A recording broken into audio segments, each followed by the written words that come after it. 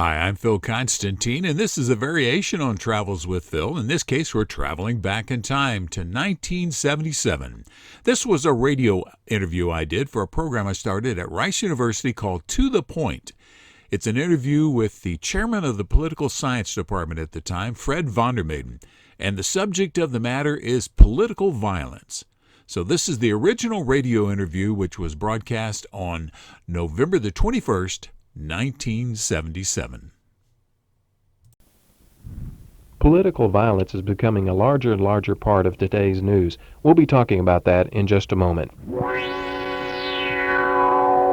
To the Point, presented by Rice University.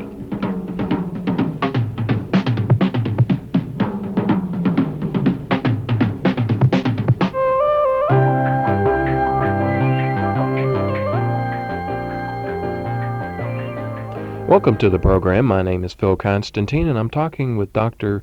Fred von der Mehden, who is the director or chairman of the political science department at Rice University. Dr. von der Mehden, welcome to the program. Pleased to be here. And as I said, it's becoming more and more a part of the news, political violence, and I guess some people would say political terrorism, and that was my first idea or first label I would put on the ideas. But there's more to political violence than terrorism. What are some of the different kinds of political violence? Well, if we just look in the Western democracies, where normally have not expected this to take place, we've had communal violence of the type that is best seen in Northern Ireland. We've had violence which has been related to political strikes in France and in Italy. We have violence which we have tended to call terrorism, kidnappings, assassinations, elements of that nature.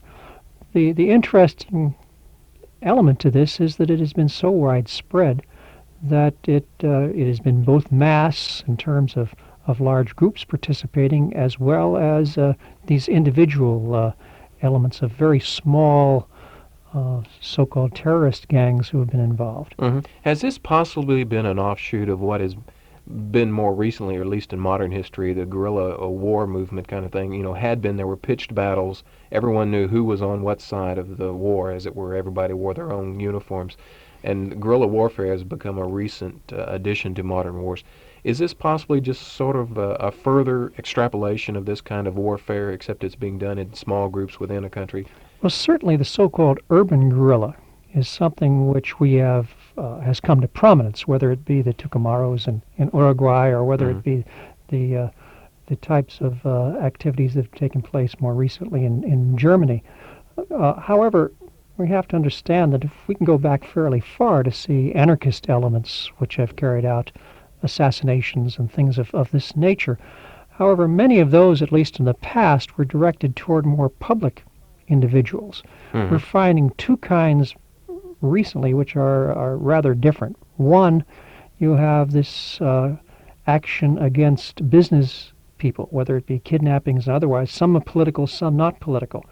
But secondly, we've had a type of terrorism which is rather different in that it doesn't relate to policies and activities in the country as such, but in which, let us say, you have an effort to attack representatives of that country abroad, whether it be the efforts to go after the German embassy in Sweden, whether it be the more recent Ambonese, South Moluccas activities in Holland, where you have groups or individuals trying to affect the public or trying to affect policy in a quite different fashion. How effective has this been? It is what I would consider a common outlook with people I've talked about is, why are these people going off to another country to attack there when the problem is not having anything to do directly with the people that they're attacking?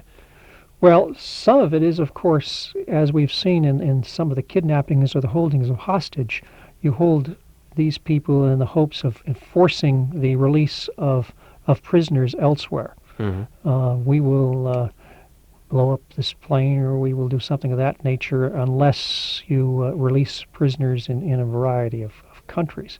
So part of it has been in that fashion. Where it's been in the country itself, of course, it's traditionally been a view that if you could force a government to take repressive measures, You could further raise the consciousness of people. You could revolutionize the society because of the type of restrictions that have been put on the population in an effort to control other revolutionaries. Can there really be said to be a difference between, say, domestic political violence, what is being done in one's own country, and that which is being done in a foreign country? Does there appear to be any just offhand difference? Is it more guerrilla warfare if you're in your own country and then just maybe an out-and-out attack in another country? Well, not necessarily, although certainly we find violence within the country, domestic violence, can be mass violence. That is, large numbers participate, whereas that is external, it's usually by a few agents or individuals that are participating. We have something similar, let's say, to the Northern Ireland pattern. That rather large numbers take part in. If you look into the developing world, where you have literally hundreds of thousands that have been eliminated in places such as India at the time of the division between Pakistan and India, or the killings in Indonesia in 1965-66. This is a mass action. So everything from individual actions to almost insurrection to revolution. And very often the kind of violence you have to consider may not only be that which is directed against the government. It very well may be government efforts to control dissidents, and you have so-called establishment violence. So there are just a wide variety of types, and it's important to differentiate both the means that is used, whether it be government or individuals, how many are involved, what the reasons are for the different types of violence. One of the most current well-known groups is the Baader-Meinhof gang, as it is called, or the press calls it at least, in Germany. And one of the interesting things that has come up is that some people believe that because of this one group's activities and other similar groups' activities, the West German government is going to become somewhat more repressive or somewhat more stringent in its enforcements of the laws, which in a way is possibly the goal of these organizations, is to have them become more repressive and make more people say, well, maybe the government is bad. Is this realistically a goal of many political groups? Well, I think it is a goal. It certainly, when one looks at the literature, that is the hope and expectation that will force governments to take a different position. And in the German case, the hope is that you can do this on two levels. That is, on the one hand, certainly the German government has found itself in a position where it has made a wide variety of demands on the population in order to control roadblocks, better control of airlines, things of this nature. But secondly, at the international level, we see that countries such as France begin those old deep fears of what the Germans might do and the extent to which there is maybe further repression, so that you get the French, who ironically have carried out perhaps some of the most severe types of control over internal groups, and with regard to well, if we look at the Algerian case, or more recently bugging and things of that nature, the French develop their fears, so you hope to be able to break up a Western European coalition of the democratic states. How much has government interaction worked to the extent that recent months and years, almost all major activities where somebody is, which has received major news coverage, where somebody's hijacked a plane or a train or something to this effect, the government has come back and either initiated physical force or coercion to get the place to stop, with the exception of a very recent one in Japan. And has there been some, coordinated super governmental action to try and get other people to not give in to terrorist demands? Well, certainly there's a great deal of discussion of this among governments, and there's a passing back and forth of information about these individuals. If we talk about super coordinated, I don't know whether one can say that, but certainly information about who is involved. We can see this very recently in the capturing of two individuals in the Netherlands, where the Germans were working very closely with the Dutch on this. So that kind of activity is certainly taking place. It is true, of course, that governments are being very cautious about releasing I mean, has it gone so far to say that Cyrus Vance may go to Japan to say that was a bad thing to do, to give these people the money? I don't know what Cyrus Vance would say in Right. those circumstances, but certainly the Japanese are beginning to get some criticism in their own press about whether this is a desirable move. Of course, you've got the other part to it that you have kidnappings, which are becoming so regular in a place like Italy, which very well may not be related to international terrorism, but simply a sort of monetary gain. I believe there's been 77 major kidnappings so far this year, even in Italy. Well, you see the number of well-to-do Italian families deciding that it's best to live in Switzerland or to move their families elsewhere. That's one way that terrorism has hit home directly for many people, is in the kidnappings, particularly in Italy, but in other countries as well. How has this had a direct effect on people's lifestyles? Are more and more people beginning to get into the leave me alone, I want to stay in my own home syndrome, as it were, because of political terrorism, or is it the reaction of government to the terrorist, or is it just bad feelings? Well, I think you have to look at it at various levels. Here in the United States, we have it at the level of when you go on an airplane, you have to go through the system.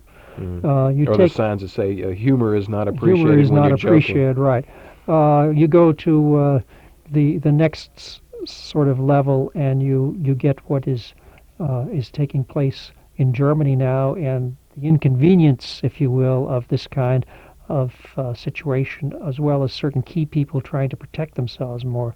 You go to a level such as you've had in the past in Uruguay, or to a degree in Argentina, where foreign businessmen don't want to go there, where you have a great deal of fear it's necessary for business and those who may be targets to have bodyguards. And there, obviously, the lifestyle of those who may be targets is severely limited.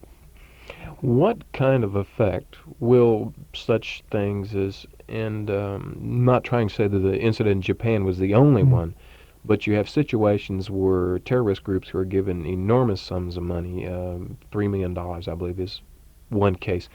What's this going to do to the funding of these kind of organizations? Does this appear that these groups are all of a sudden going to be in a position where they're going to become conservative because all of a sudden they're millionaires? Or does it appear that they're going to be able to extrapolate their own goals through better funding and more political or military organization?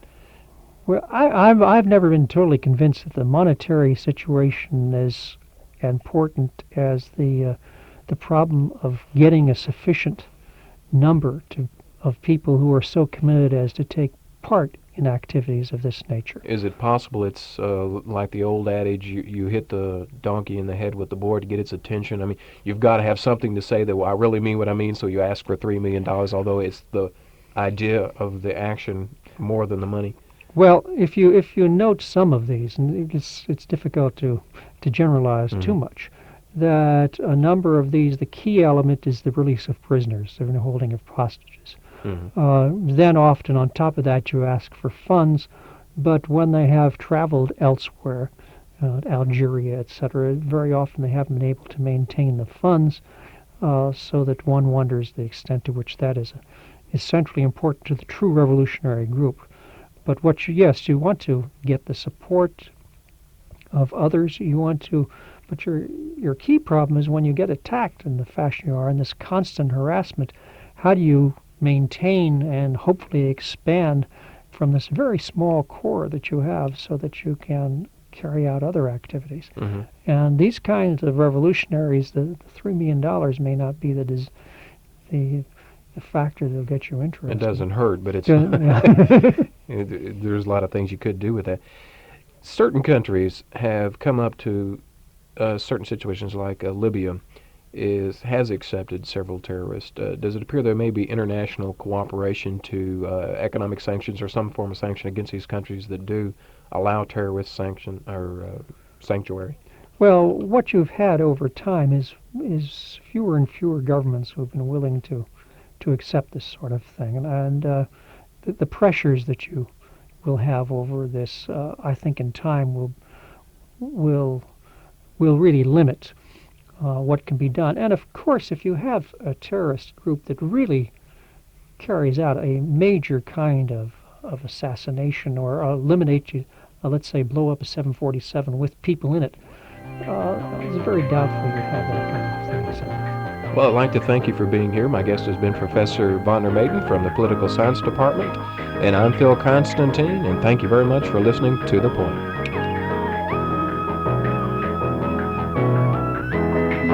To the Point is produced by the Rice University Information Office at the studios of Rice Radio, KTRU, in Houston.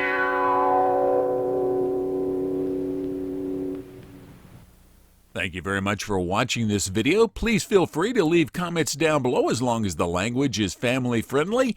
And if you would like to subscribe to my channel, just click on the button over on the right-hand side. Thank you very much.